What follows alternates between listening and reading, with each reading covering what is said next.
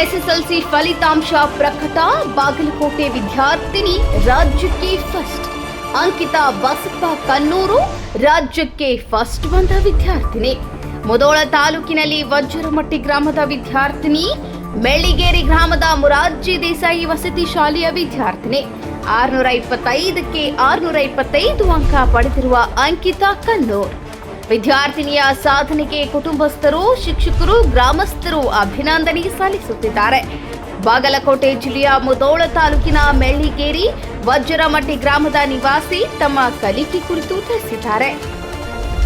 ಮಾಡೋದಕ್ಕೆ ಬಂದರೆ ಅವರ್ಸನ್ನು ನೋಡೋದಾದರೆ 3.5 ಅವರ್ಸ್ ಅಷ್ಟೇ ಸರ್. ನಾನು ಜಾಸ್ತಿ ಸ್ಟ್ರೆಸ್ ತೊಗೊಂಡು ಯಾವತ್ತೂ ಓದಿಲ್ಲ, ಪ್ರೆಷರ್ ಹಾಕೊಂಡು ಯಾವತ್ತೂ ಓದಿಲ್ಲ.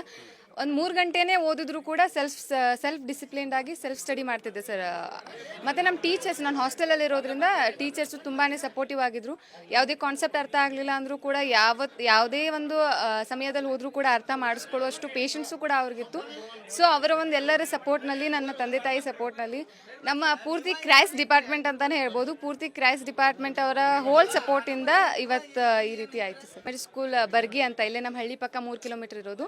ಸೊ ಆ ಸ್ಕೂಲಲ್ಲಿ ನಾನು ಪ್ರೈಮರಿ 5th ಸ್ಟ್ಯಾಂಡರ್ಡ್ವರೆಗೂ ಮುಗಿಸಿದ್ದು. ಅದಾದ ನಂತರ 6th ಸ್ಟ್ಯಾಂಡರ್ಡಿಂದ 10th ಸ್ಟ್ಯಾಂಡರ್ಡ್ವರೆಗೂ ಮುರಾರ್ಜಿ ದೇಸಾಯಿ ವಸತಿ ಶಾಲೆ ಮೆಳ್ಳಿಗೇರಿ ತಾಲೂಕು ಮುಧೋಳಲ್ಲಿ ಓದಿದ್ದು.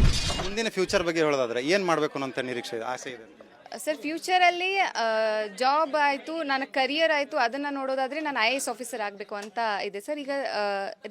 ಈಗ PU ಸೈನ್ಸ್ ಮಾಡಿಕೊಂಡು ಆ ನಂತರ IAS ಆಫೀಸರ್ ಮಾಡುವಂಥ ಯೋಚನೆ ಇದೆ ಸರ್. ಇಂಪಾರ್ಟೆಂಟ್ ಅಲ್ಲ ಸರ್, ನಾವೇನು ಕಲಿತೀವಿ, ನಾವು ಯಾವ ರೀತಿಯ ಮೌಲ್ಯಯುತವಾದಂಥ ಶಿಕ್ಷಣವನ್ನು ಪಡ್ಕೊಳ್ತೀವಿ ಅನ್ನೋದು ತುಂಬ ಇಂಪಾರ್ಟೆಂಟ್ ಆಗುತ್ತೆ.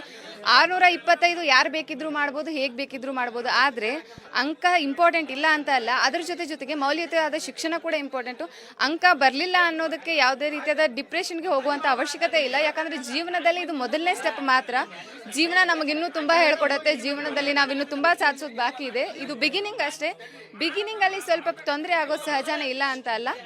ಸೊ ಚೆನ್ನಾಗಿ ಪರ್ಸೆಂಟೇಜ್ ಮಾಡಿದವ್ರಿಗೆ ಕಂಟಿನ್ಯೂ ಮಾಡಿ ಅಂತ ಹೇಳ್ತೀನಿ. ಯಾರು ಸ್ವಲ್ಪ ಕಡಿಮೆ ಆಗಿದೆ ಅವರು ಇನ್ನು ಸ್ವಲ್ಪ ಫೋಕಸ್ ಮಾಡಿ ಚೆನ್ನಾಗಿ ಮಾಡಿ.